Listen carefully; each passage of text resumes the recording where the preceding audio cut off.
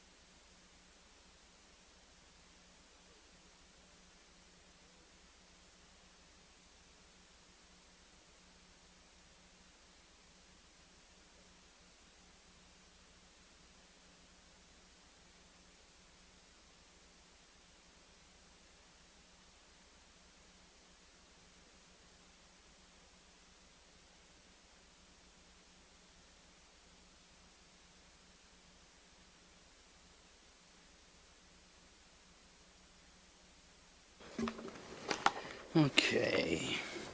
I'd like to go ahead and call to order the Kodiak Island Borough Assembly special meeting Thursday, September 14th, 2023 at 6:30 p.m. in the Assembly Chambers. This meeting was called by the mayor and the Assembly. Roll call, please. Mr. Delgado. Here. Mr. Griffin. Here. Mr. Ledoux. Here. Mr. Sharrett. Here. Mr. Smiley. Here. Mr. Smith. Mr. Turner. Here. Mayor Arndt. Here. You have a quorum. Thank you. Next item is the citizens' comments. Is limited to 3 minutes per speaker. The local phone number is 907-486-3231. Toll-free number is 1-855-492-9202. Sign in and state your name for the record. Turn on the microphone before speaking. Address all remarks to the assembly as a body and not to any person thereof. If calling in, turn off any listening devices to prevent feedback. Go ahead and come forward at this time.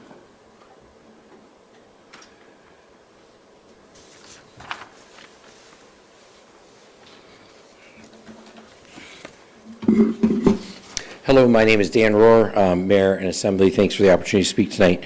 So often when on the agenda there are items of, executive session, it's hard for the public to see what's going on. I'm going to hand the clerk a series of documents. They're all in the public record. They're a little harder to find, and I'm going to include them with my comments so that way the public has easy access to them. I'm sure you probably have them on pink sheets, but that way the public has them. Couple of comments. Most of it's facts. I have one opinion. Please do not appeal this judge's decisions. We've spent enough taxpayer dollars already. This has been going on for 2 years. It's been on 23 days worth of court dockets. There's been 170 filings on this issue, actually more than that, but I lost a little bit of count in the middle. Couple of points. This is the one that's opinion, the rest are facts. The judge's conclusion makes sense to me personally. I feel like it's reasonable. It allows for prorating of buildings by square footage.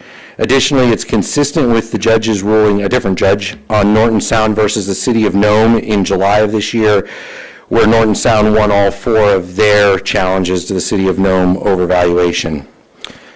Item number 2, Canna has numerous properties. I hear a lot of misinformation around this topic around our community, and so I thought, you know what, I want to put some of this on the record.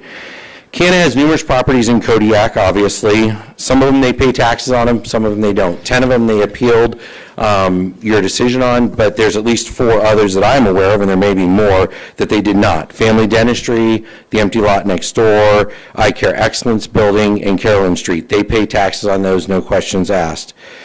Number 3, the ACS building, they call it, I think, the Family Advocacy Center or something. The majority of that building is taxed. They haven't ever questioned that. Additionally, in this document, the new Marketplace building will be taxed on a prorated basis based upon usage and whether or not it's funded by their 638 program. The vast majority of that building will not be funded by their 638, and certainly the most valuable portion in the basement. Not sure I agree with the housing thing, but it's such low dollars I won't get into that. Anyways, point number 1, please don't appeal the judge's decision. Number 2, the borough is going to have to pay back lots of money in taxes that were paid under protest. Please don't just take it from the general fund. You've got to look at how to fund that, because some was given to the school district, some was given to service district, some was given to the city of Kodiak, so don't just fund it all of the general fund. Lastly, I've included in this, there was in earlier proceedings, the judge made a ruling that said that Canna did not receive due process in their appeals process. And this is not the fault of staff, but the fault of our borough code, because basically the original deciding party was also the reviewer and the respondent to the appeal, thus not giving due process. So please, my third point is, please change borough code. You can send appeals to the Board of Equalization that already exists, create a separate quasi-judicial group, but it can't be reviewed by the same parties that made the original hearing. So bottom line is, please, please, please, don't force people who disagree with us to have to sue us. Borough code currently does that, and as you all know, and I don't know the number, but it's super duper expensive. So anyways, please don't appeal it. Thanks. Thank you, Dan. Anyone else wishing to come forward? We have a phone call. Okay, we'll take the call. Answering a call from the queue. Good evening, Assembly Special Meeting. Please state your name for the record. Yes, good evening. My name is John Wooden, and I'd like to comment on the matter before the Assembly for the executive session. I'd like to echo Mr. Rohr's comments and urge the Assembly not to appeal this lawsuit. There's a lot of information the public should be privy to, so we actually understand the financial cost of this legal endeavor. There's the cost, I believe, the attorney's fees on both sides, the responsibility of the losing party. In this case, it would be the Borough Assembly for the suit that was just lost. And to appeal it again, there would be just more additional legal costs for a nominal amount of tax. I believe the tax that would be collected on an annual basis is $125,000 to $150,000. And, you know, given the financial climate we're in, it doesn't seem to make good business sense to go ahead and pursue this lawsuit. So I would strongly urge you not to appeal, to drop this, and then to move on to more relevant matters. Thank you. Thank you, John. Carly, go ahead, you can come up.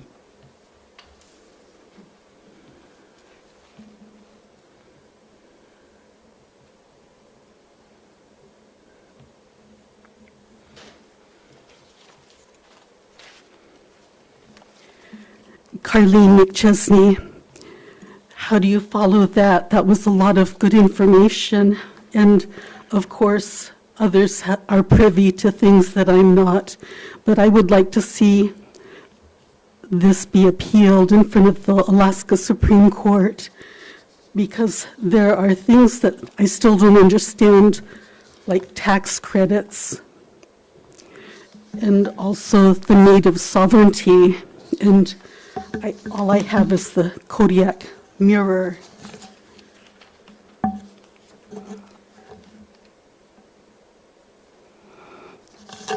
I think the article in the newspaper on Thursday, September 7th, on the native entities joining together to gather the CARES Act, there was $8 billion that President Trump gave to the Native Americans. And I just really felt like the Alaska Native corporations are doing very well. And I feel that there are Native Americans that are on reservations and are dirt poor. And I think corporations shouldn't get this. And then the article, the newspaper on the 11th about what happened in court. I would really like to see this appealed. It costs us money when this crane wears out and we have to put another crane there, or our windmills, or our water purifying plant. All of that costs money, and when you take, nobody wants to pay for it. But some groups don't want to pay, so then everybody else has to pay more. The president gave the corporations a big tax break. So my ex-husband is 85 and he was still working. He's not now. He used to get $2,500 to $3,000 back every year, and now he pays that amount. So somebody has to pay. Nobody wants to pay. So I just feel like the native corporations have gold mines and zinc mines and timber. And one corporation I belong to even produces minesweeper tanks. So I think the native corporations are doing well. And if you've listened, right now we are $2 trillion in deficit. Inflation is going, especially for cars, for car insurances, like up 88% in Florida, 64% in other places. So I just like to see, I just feel that who pays then? Thank you. Thank you, Carly. Anybody else wishing to come forward, or any other calls on the air? Seeing none, we'll go ahead and move on. Next is consideration of matters in the call for the special meeting. Executive session, discussion of litigation strategy regarding Kodiak Area Native Association versus Kodiak Island Borough, case number 3KO2157CI.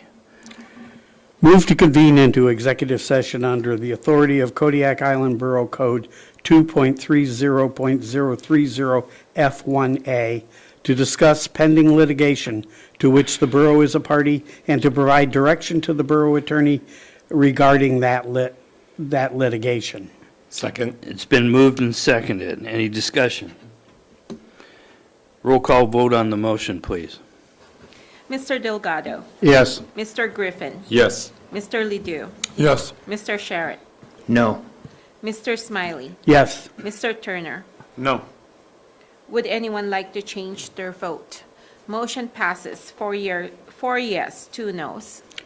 Move to invite the mayor and assembly into executive session, as well as the borough attorney, the borough manager, the borough finance director, the borough assessor, and the borough clerk. Is there a second? Second. It's been moved and seconded. All right. Voice vote on the motion, please. All those in favor, say aye. Aye. Opposed, same sign.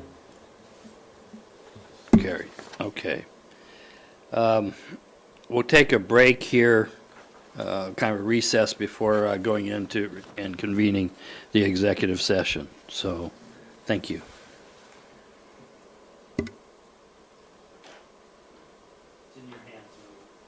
Yes.